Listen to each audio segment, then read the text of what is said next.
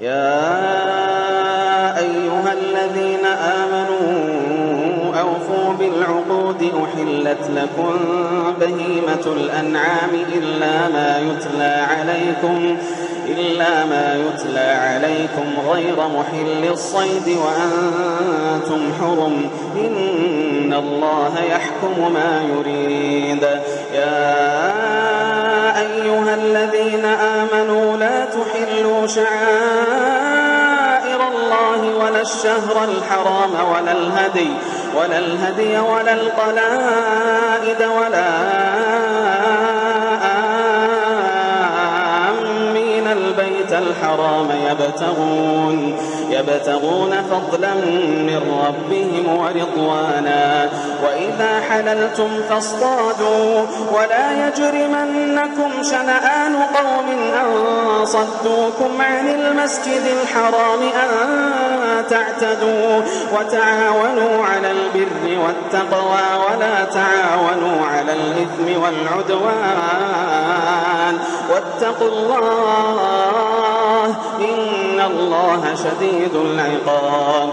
حرمت عليكم الميتة والدم ولحم الخنزير وما أهل لغير الله به والمنخنقة والموقوذة والمتردية والنطيحة وما أكل السبع إلا ما ذكيتم وما ذبح على النصب وأن تستقسموا بالأزلام ذلكم فسق. اليوم يئس الذين كفروا من دينكم فلا تخشوهم واخشون. اليوم أكملت لكم دينكم وأتممت عليكم نعمتي ورضيت لكم الإسلام دينا فمن اضطر في مخمصة غير متجانف لإثم فإن الله غفور رحيم.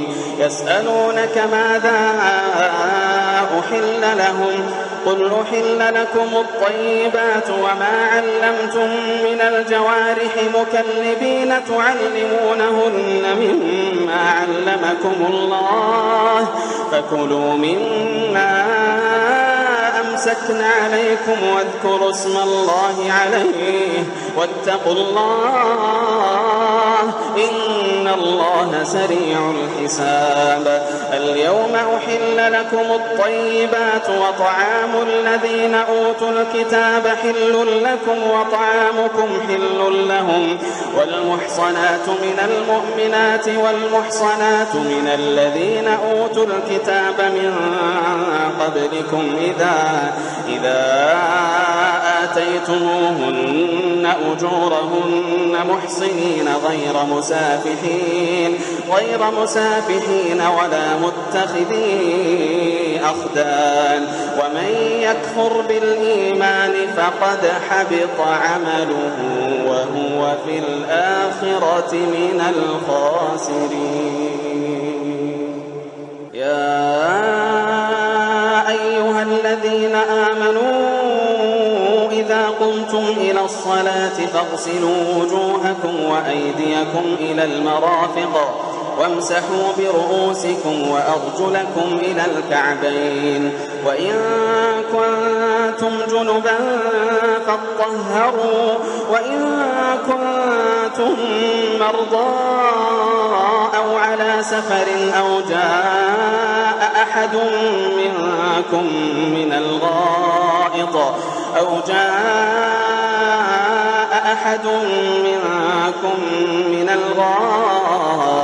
أو لامستم النساء فلم تجدوا ماء فتيمموا صعيدا طيبا فامسحوا بوجوهكم وأيديكم منه ما يريد الله ليجعل عليكم من حرج ولكن يريد ليطهركم وليتم نعمته عليكم لعلكم تشكرون. واذكروا نعمة الله عليكم وميثاقه الذي واثقكم به إذ قلتم سمعنا وأطعنا واتقوا الله إن الله عليم بذات الصدور. يا أيها الذين آمنوا كونوا قوامين لله شهداء بالقسط ولا يجرمنكم شنآن قوم على ألا تعدلوا اعدلوا هو أقرب للتقوى واتقوا الله إن الله خبير بما تعملون. وعد الله الذين آمنوا وعملوا الصالحات لهم مغفرة وأجر عظيم والذين كفروا وكذبوا بآياتنا أولئك أصحاب الجحيم. يا أيها الذين آمنوا اذكروا نعمة الله عليكم إذ هم قوم أن يبسطوا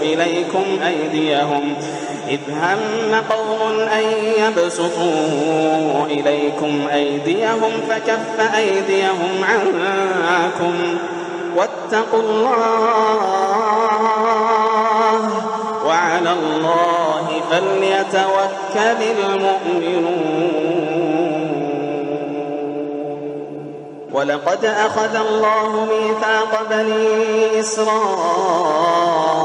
وبعثنا منهم 12 نقيبا وقال الله إني معكم لئن أقمتم الصلاة وآتيتم الزكاة وآمنتم برسلي وعزرتموهم وأقرضتم الله قرضا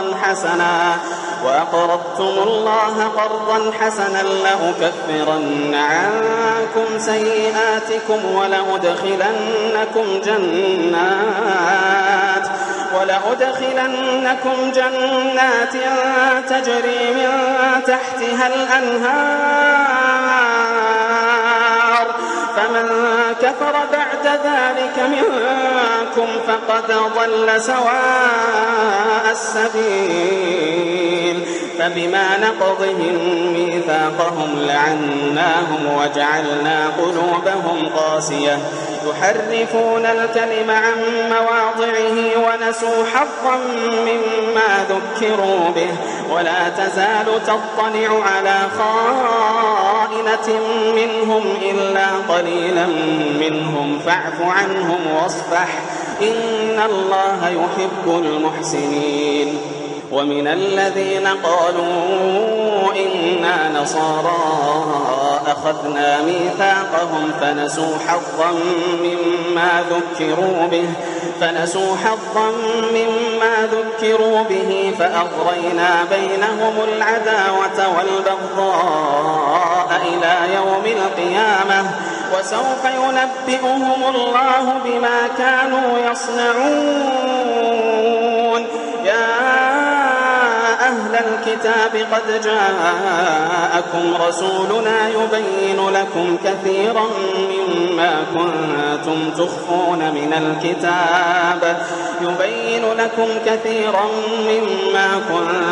تخفون من الكتاب ويعفو عن كثير. قد جاءكم من الله نور وكتاب مبين يهدي به الله من اتبع رضوانه سبل السلام ويخرجهم من الظلمات إلى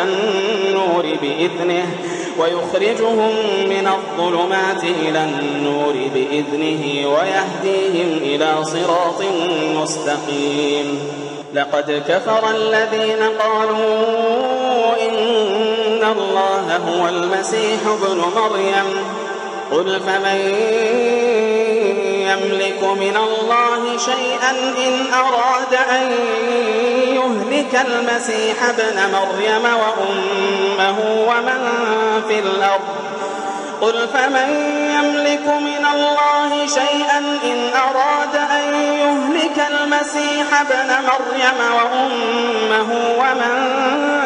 في الأرض جميعا ولله ملك السماوات والأرض وما بينهما ولله ملك السماوات والأرض وما بينهما يخلق ما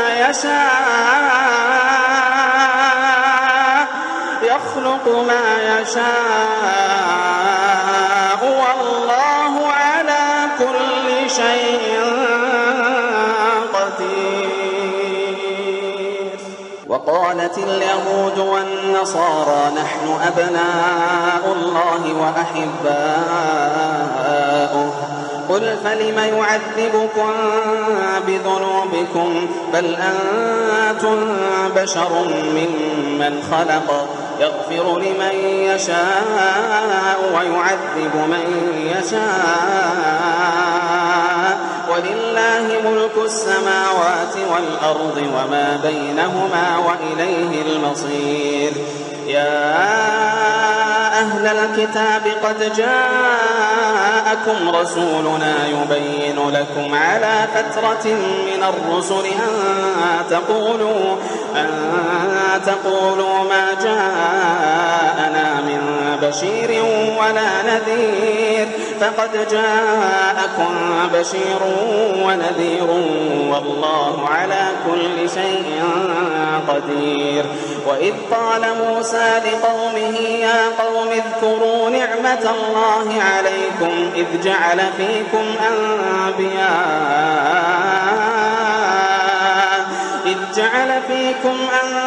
أنبياء وجعلكم ملوكا وآتاكم ما لم يؤت أحدا من العالمين. يا قوم ادخلوا الأرض المقدسة التي كتب الله لكم ولا ترتدوا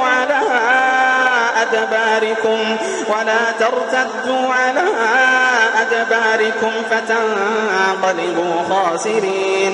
قالوا يا موسى إن فيها قوما جبارين وإنا لن ندخلها حتى يخرجوا منها فإن يخرجوا منها فإنا داخلون.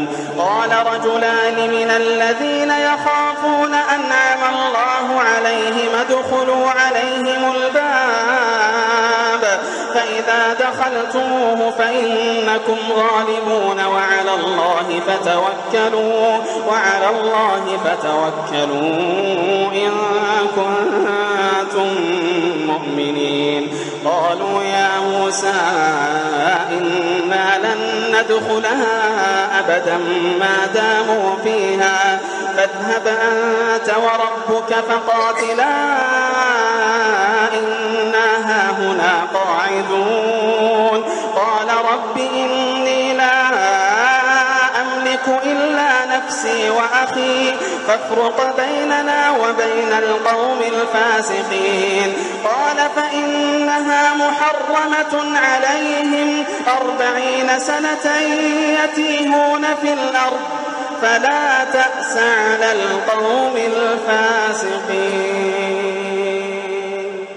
واتل عليهم نبأ بني آدم بالحق إذ قربا قربانا فتقبل من أحدهما ولم يتقبل من الآخر قال لأقتلنك قال إنما يتقبل الله من المتقين. لئن بسطت إلي يدك لتقتلني ما أنا بباسط يدي إليك لأقتلك إني أخاف الله رب العالمين. إني أريد أن تبوء بإثمي وإثمك فتكون من أصحاب النار وذلك جزاء الظالمين. فطوعت له نفسه قتل أخيه فقتله فأصبح من الخاسرين. فبعث الله غرابا يبحث في الأرض ليريه كيف يواري سوءة أخيه قال يا ويلتى أعجزت أن أكون مثل هذا الغراب فأواري سوءة أخي فأصبح من النادمين من أجل ذلك كتبنا على بني إسرائيل أنه من قتل نفسا بغير نفس أو فساد في الأرض فكأنما قتل الناس جميعا ومن أحياها فكأنما أحيا الناس جميعا ولقد جاءتهم رسلنا بالبينات ثم إن كثيرا منهم بعد ذلك في الأرض لمسرفون إنما جزاء الذين يحاربون الله ورسوله ويسعون في الأرض فسادا أن يقتلوا أو يصلبوا أو تقطع أيديهم وأرجلهم من خلاف أو ينفوا من الأرض ذلك لهم خزي في الدنيا ولهم في الآخرة عذاب عظيم إلا الذين تابوا من قبل أن تقدروا عليهم فاعلموا أن الله غفور رحيم يا أيها الذين آمنوا اتقوا الله وابتغوا إليه الوسيلة وجاهدوا في سبيله لعلكم تفلحون إن الذين كفروا لو أن لهم ما في الأرض جميعا ومثله معه ليفتدوا به من عذاب يوم القيامة ما تقبل منهم ولهم عذاب أليم يريدون أن يخرجوا من النار وما هم بخارجين منها ولهم عذاب مقيم والسارق والسارقة فاقطعوا أيديهما جزاء بما كسبا نكالا من الله والله عزيز حكيم فمن تاب من بعد ظلمه وأصلح فإن الله يتوب عليه إن الله غفور رحيم ألم تعلم أن الله له ملك السماوات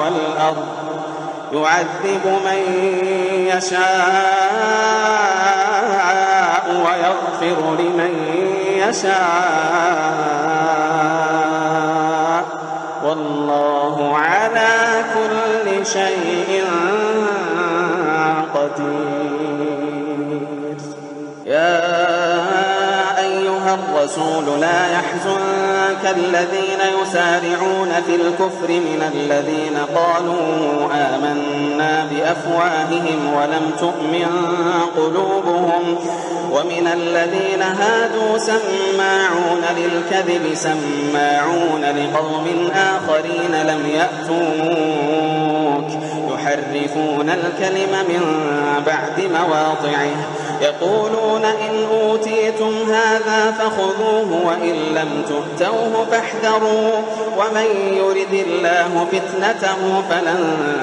تملك له من الله شيئا أولئك الذين لم يرد الله أن يطهر قلوبهم لهم في الدنيا خزي ولهم في الآخرة عذاب عظيم سماعون للكذب أكالون للسحت فإن جاءوك فاحكم بينهم أو أعرض عنهم وإن تعرض عنهم فلن يضروك شيئا وإن حكمت فاحكم بينهم بالقسط إن الله يحب المقسطين وكيف يحكمونك وعندهم التوراة فيها حكم الله ثم يتولون من بعد ذلك وما أولئك بالمؤمنين.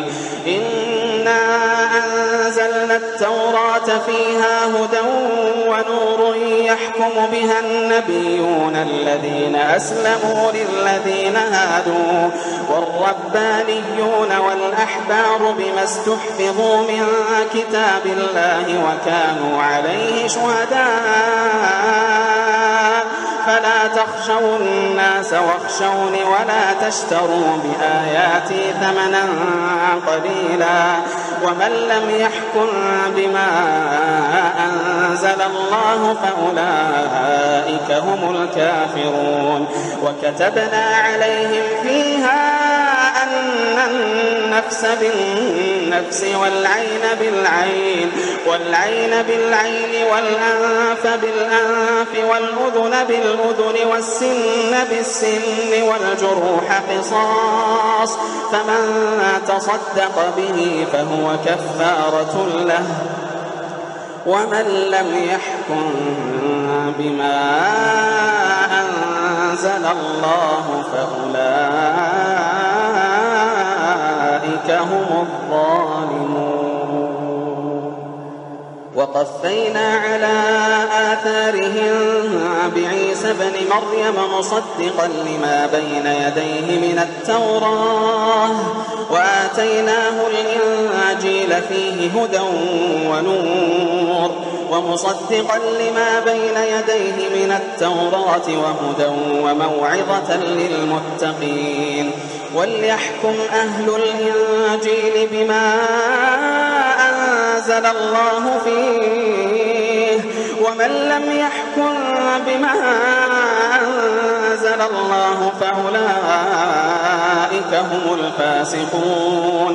وأنزلنا إليك الكتاب بالحق مصدقا لما بين يديه من الكتاب ومهيمنا عليه فاحكم بينهم بما أنزل الله ولا تتبع أهواءهم عما جاءك من الحق لكل جعلنا منكم شرعة ومنهاجا ولو شاء الله لجعلكم أمة واحدة ولكن ليبلوكم فيما آتاكم فاستبقوا الخيرات إلى الله مرجعكم جميعا فينبئكم بما كنتم فيه تختلفون. وأن احكم بينهم بما أنزل الله ولا تتبع أهواءهم واحذرهم أن يفتنوك عن بعض ما أنزل الله إليك فإن تولوا فاعلم أنما يريد الله أن يصيبهم ببعض ذنوبهم وإن كثيرا من الناس لفاسقون. أفحكم الجاهلية يبغون ومن أحسن من الله حكما لقوم يوقنون.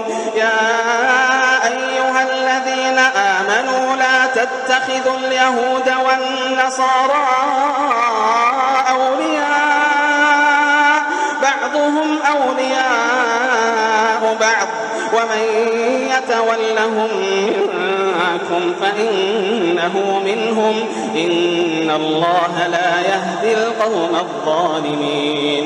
فترى الذين في قلوبهم مرض يسارعون فيهم يقولون نخشى أن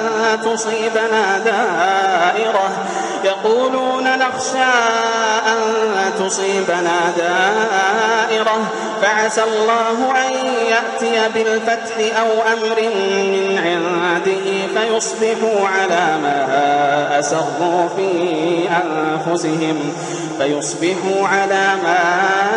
أسروا في أنفسهم نادمين. ويقول الذين آمنوا أهؤلاء الذين أقسموا بالله جهد أيمانهم إنهم لمعكم حبطت أعمالهم فأصبحوا خاسرين. يا أيها الذين آمنوا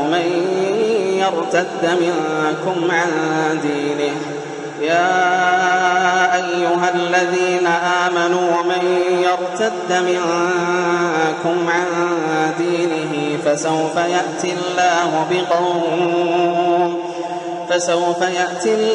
بقوم يحبهم ويحبونه أذلة على المؤمنين أعزة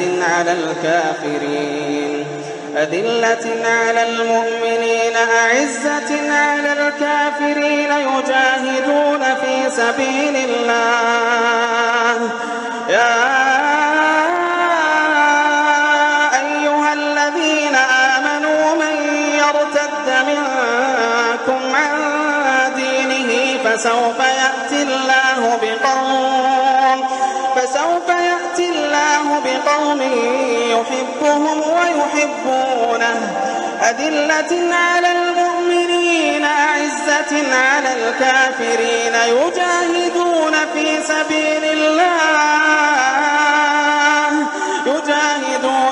سبيل الله ولا يخافون لومة لائم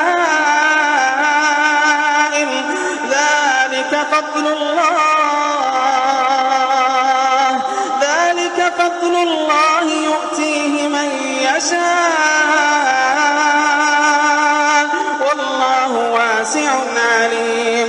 إنما وليكم الله ورسوله والذين آمنوا الذين يقيمون الصلاة ويؤتون الزكاة وهم راكعون.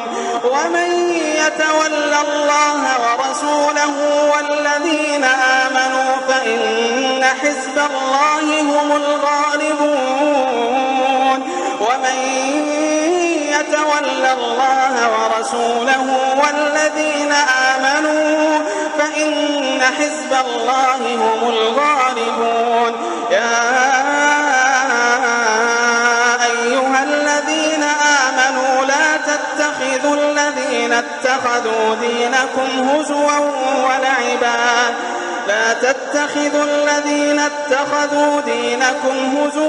ولعبا من الذين أوتوا الكتاب من قبلكم والكفار أولياء واتقوا الله إن كنتم مؤمنين. وإذا ناديتم إلى الصلاة اتخذوها هزوا ولعبا ذلك بأنهم قوم لا يعقلون. قل يا أهل الكتاب هل تنقمون منا إلا أن آمنا بالله وما أنزل إلينا وما أنزل من قبل وأن أكثركم فاسقون. قل هل أنبئكم بشر من ذلك مثوبة عند الله من لعنه الله وغضب عليه وجعل منهم القردة والخنازير وعبد الطاغوت أولئك شر مكانا وأضل عن سواء السبيل. وإذا جاءوكم قالوا آمنا وقد دخلوا بالكفر وهم قد خرجوا به والله أعلم بما كانوا يكتمون. وترى كثيرا منهم يسارعون في الإثم والعدوان وأكلهم السحت لبئس ما كانوا يعملون. لولا ينهاهم الربانيون والأحبار عن قولهم الإثم وأكلهم السحت لبئس ما كانوا يصنعون. وقالت اليهود يد الله مغلولة غلت أيديهم ولعنوا بما قالوا بل يداه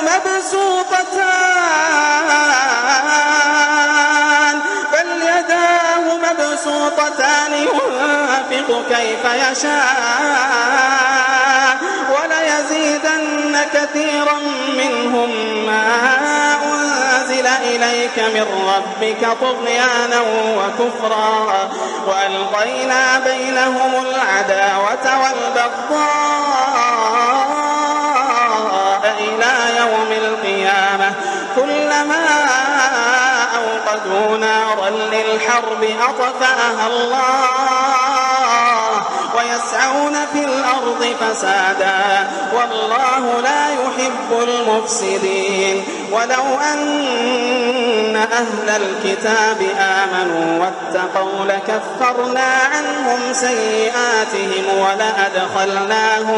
ولأدخلناهم جنات النعيم ولو أنهم أقاموا التوراة والإنجيل وما أنزل إليهم من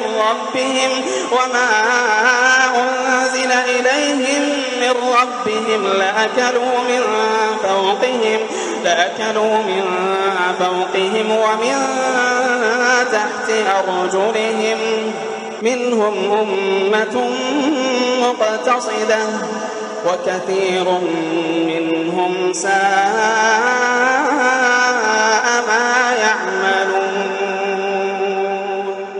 يا أيها الرسول بلغ ما أنزل إليك من ربك وإن لم تفعل فما بلغت رسالته والله يعصمك من الناس إن الله لا يهدي القوم الكافرين. قل يا أهل الكتاب لستم على شيء حتى تقيموا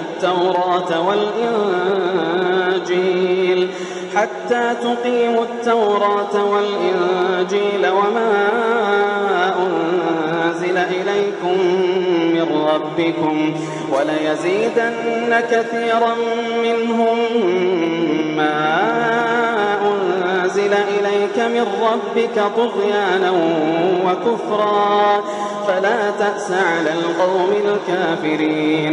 إن الذين آمنوا والذين هادوا والصابئون والنصارى من آمن بالله واليوم الآخر وعمل صالحا فلا خوف عليهم ولا هم يحزنون. لقد أخذنا ميثاق بني إسرائيل وأرسلنا إليهم رسلا كلما جاءهم رسول بما لا تهوى أنفسهم فريقا كذبوا وفريقا يقتلون وحسبوا ألا تكون فتنة فعموا وصموا ثم تاب الله عليهم ثم عموا وصموا كثير منهم والله بصير بما يعملون. لقد كفر الذين قالوا إن الله هو المسيح ابن مريم وقال المسيح يا بني إسرائيل اعبدوا الله ربي وربكم إنه من يشرك بالله فقد حرم الله عليه الجنة ومأواه النار وما للظالمين من أنصار. لقد كفر الذين قالوا إن الله ثالث ثلاثة وما من إله إلا إله واحد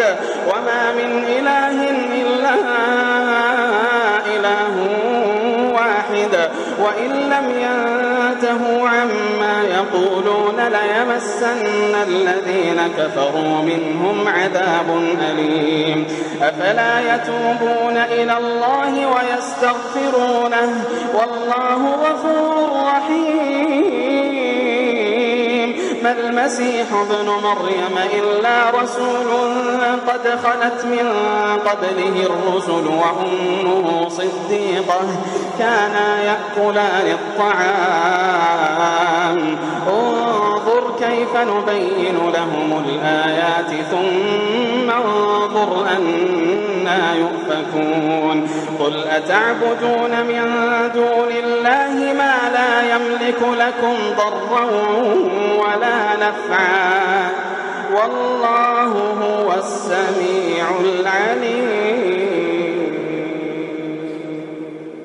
قل يا أهل الكتاب لا تغلوا في دينكم غير الحق ولا تتبعوا أهواء قوم قد ضلوا من قبل وأضلوا كثيرا وضلوا عن سواء السبيل. لعن الذين كفروا من بني إسرائيل على لسان داود وعيسى بن مريم ذلك بما عصوا وكانوا يعتدون. كانوا لا يتناهون عن منكر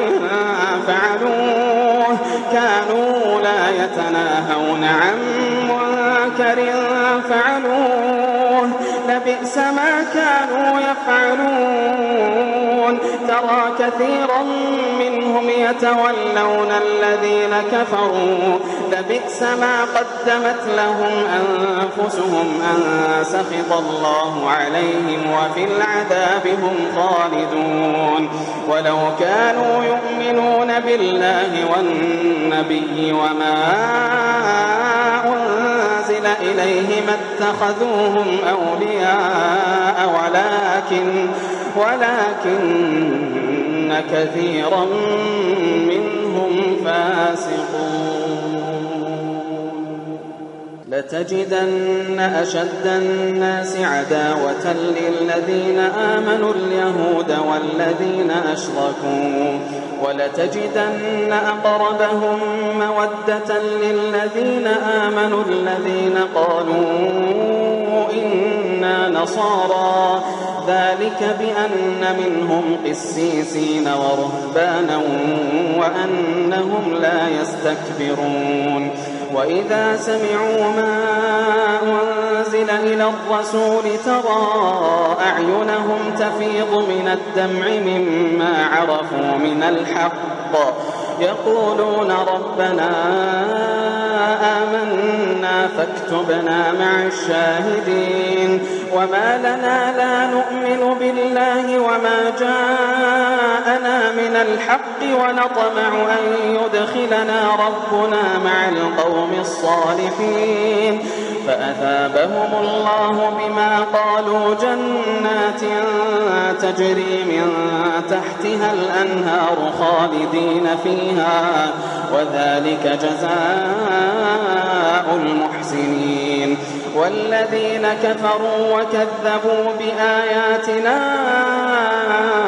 أولئك أصحاب الجحيم.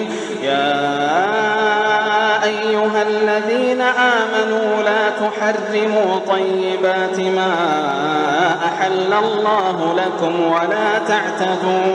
ولا تعتدوا إن الله لا يحب المعتدين.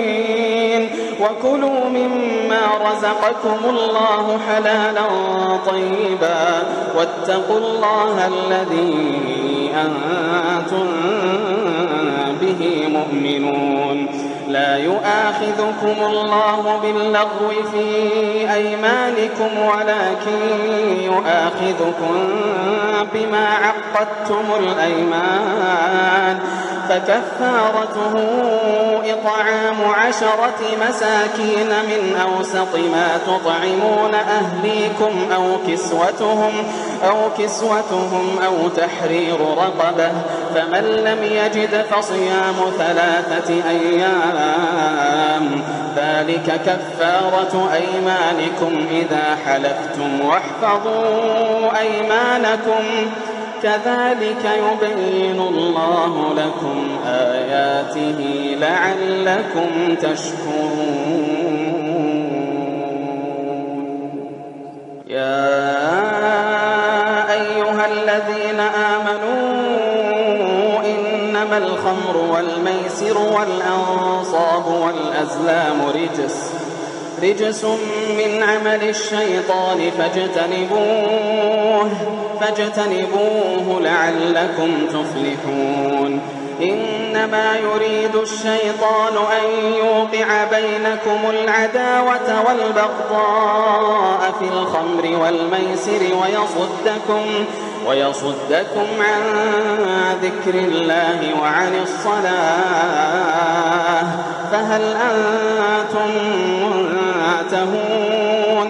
وأطيعوا الله وأطيعوا الرسول واحذروا، فإن توليتم فاعلموا أنما على رسولنا البلاغ المبين. ليس على الذين آمنوا وعملوا الصالحات جناح فيما طعموا إذا ما اتقوا وآمنوا وعملوا الصالحات ثم اتقوا وأحسنوا، والله يحب المحسنين. يا أيها الذين آمنوا ليبلونكم الله بشيء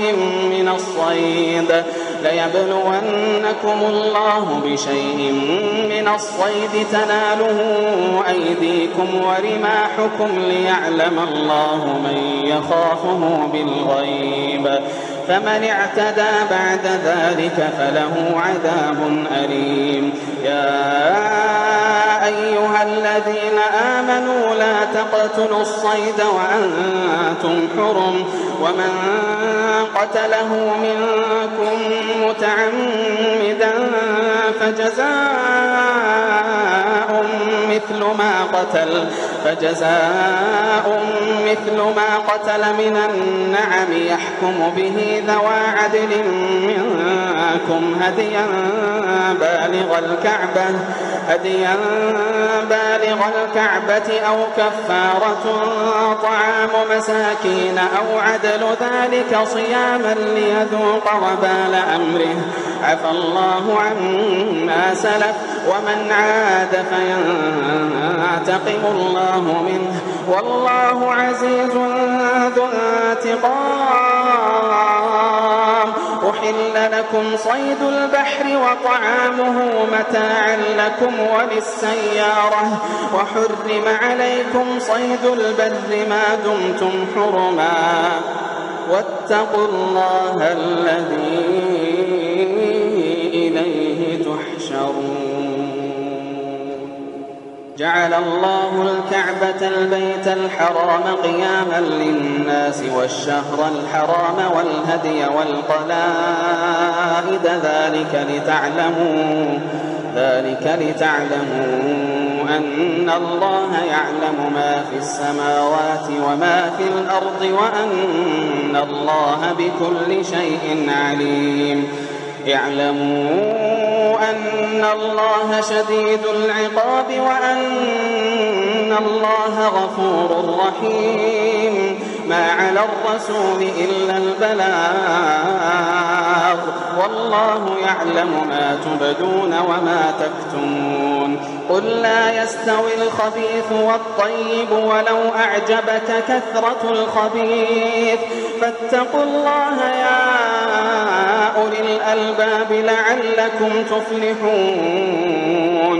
يا أيها الذين آمنوا لا تسألوا عن أشياء إن تبد لكم تسؤكم وإن تسألوا عنها حين ينزل القرآن تبد لكم عفى الله عنها والله غفور حليم. قد سألها قوم من قبلكم ثم أصبحوا بها كافرين.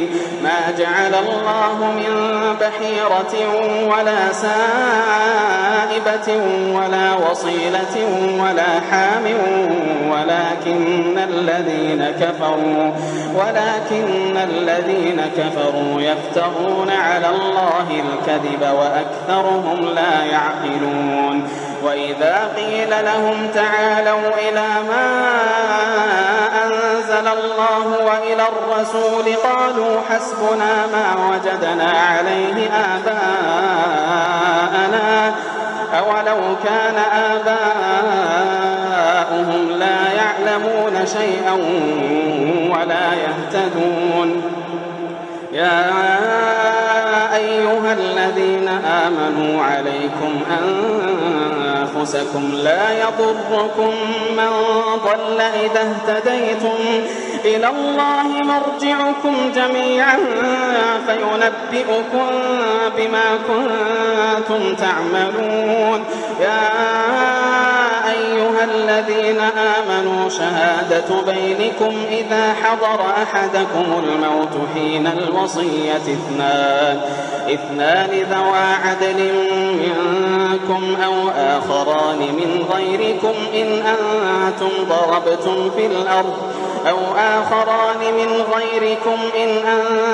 ضربتم في الأرض فأصابتكم مصيبة الموت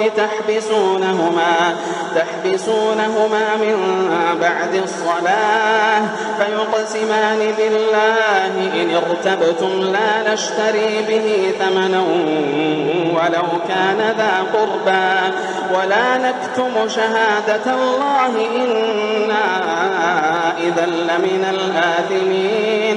فإن عثر على أنهما استحقا إثما فآخران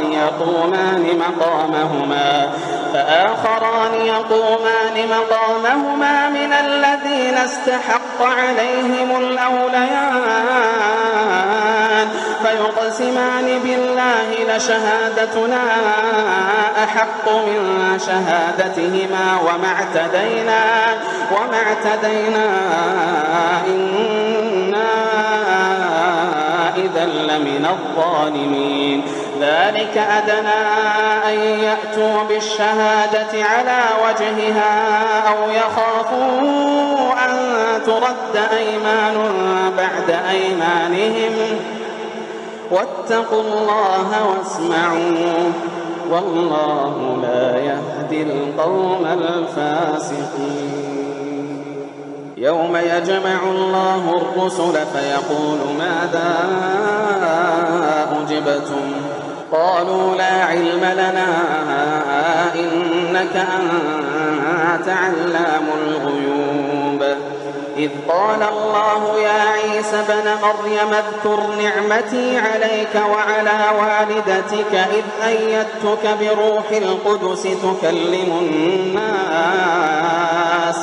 تكلم الناس في المهد وكهلا وإذ علمتك الكتاب والحكمة والتوراة والإنجيل وإذ تخلق من الطين كهيئة الطير بإذني فتنفخ فيها فتكون طيرا بإذني وتبرئ الأكمه والأبرص بإذني وإذ تخرج الموتى بإذني وإذ كففت بني إسرائيل عنك إذ جئتهم بالبينات فقال الذين كفروا منهم إن هذا إلا سحر مبين. وإذ أوحيت إلى الحواريين أن آمنوا بي وبرسولي قالوا آمنا واشهد بأننا مسلمون. إذ قال الحواريون يا عيسى عيسى ابن مريم هل يستطيع ربك أن ينزل علينا مائدة من السماء قال اتقوا الله إن كنتم مؤمنين قالوا نريد أن نأكل منها وتطمئن قلوبنا ونعلم أن قد صدقتنا ونكون عليها من الشاهدين قال عيسى ابن مريم اللهم ربنا أنزل علينا مائدة من السماء تكون لنا عيدا لأولنا وآخرنا وآية منك وارزقنا وأنت خير الرازقين قال الله إني منزلها عليكم فمن يكفر بعد منكم فإني أعذبه عذابا لا أعذبه أحدا من العالمين وإذ قال الله يا عيسى ابن مريم أأنت قلت للناس اتخذوني وأمي إلهين من دون الله قال سبحانك ما يكون لي أن أقول ما ليس لي بحق إن كنت قلته فقد علمته تعلم ما في نفسي ولا أعلم ما في نفسك إنك أنت علام الغيوب قال سبحانك ما يكون لي أن أقول ما ليس لي بحق إن كنت قلته فقد علمته تعلم ما في نفسي ولا أعلم ما في نفسك إنك أنت علام الغيوب ما قلت لهم إلا ما أمرتني به أن اعبدوا الله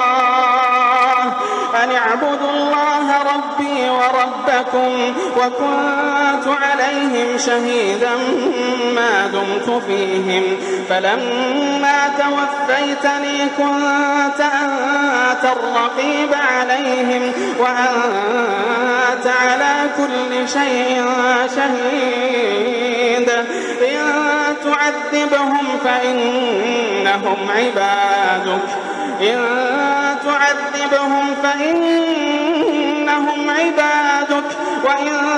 تغفر لهم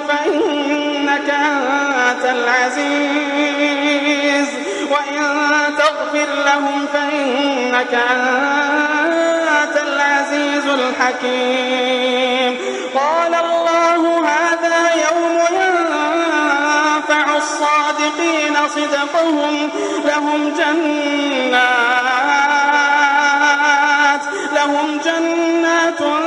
تجري من تحتها الأنهار خالدين فيها قال الله هذا يوم ينفع الصادقين صدقهم لهم جنات